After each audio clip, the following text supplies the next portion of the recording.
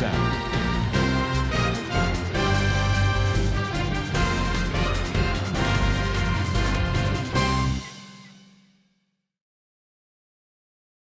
విజయమోహన్ గారికి ధన్యవాదాలు.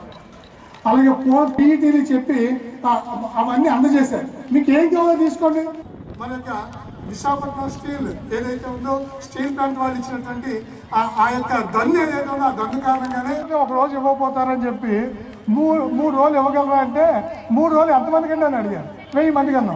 అయితే మీ రకంగా 3 రోజుల పాటు ఇక్కడ నిర్వహించుకోవడానికి దానికి కావాల్సినటువంటి సహాయ సహకారాలు చేసిన పోలీస్ డిపార్ట్మెంట్ వాళ్ళకి కూడా బాగా ధన్యవాదాలు. అలాగే శ్రీ సరస్వతి విద్యాపీఠం అనంతపురం ఓవరాల్ ఛాంపియన్షిప్ సాధించినప్పుడు అధికారులకు అభివాదం చేయాలి. క్రీడాకారులను కూడా అధికారులకు అభివాదం చేస్తున్నారు. ఈ 3 రోజుల పాటు క్రీడా స్ఫూర్తితో అత్యంత ఉత్సాహంతో క్రీడల్లో పాల్గొని విశాఖపట్నం నుంచి భారతి సంస్థలు మొత్తం 13 జిల్లాల నుంచి సుమారు 900 మంది పిల్లలు ఇక్కడికి విశాఖపట్నం రావటం, దాంట్లో ముగింపు కార్యక్రమము ఈరోజు జరగటం జరిగింది.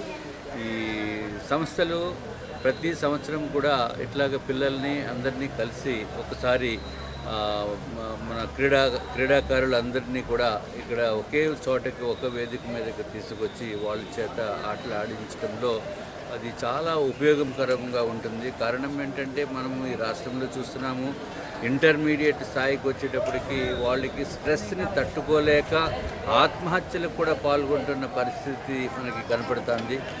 సుమారు నిన్నే పేపర్లో కూడా చూసాము, వాళ్ళ అనాలిసిస్ ప్రకారము ఇంటర్మీడియట్ స్థాయిలో ఉన్న పిల్లలు 24 మంది 20 నెలల్లో 24 మంది విద్యార్థులు వాళ్ళు ప్రాణాలు కోల్పోవడం జరుగుతుంది కేవలం స్ట్రెస్ మూలాన్ని. ఇది కరెక్ట్ కూడా కాదు. ఇది ఎట్టి పరిస్థితుల్లోని అది మన సమాజానికి ఒక మంచిది కాదు.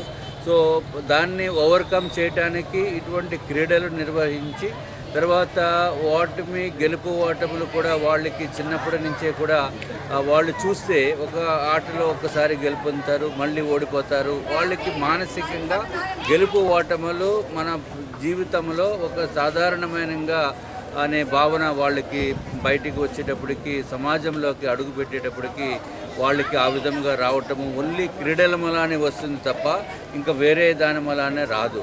సో అందుకు ఇటువంటి కార్యక్రమాలు చేపట్టిన విద్యాభారతి సంస్థలకి తప్పనిసరిగా మనమందరూ కూడా వాళ్ళకి ధన్యవాదములు తెలియజేయవలసిన అవసరం ఉంది.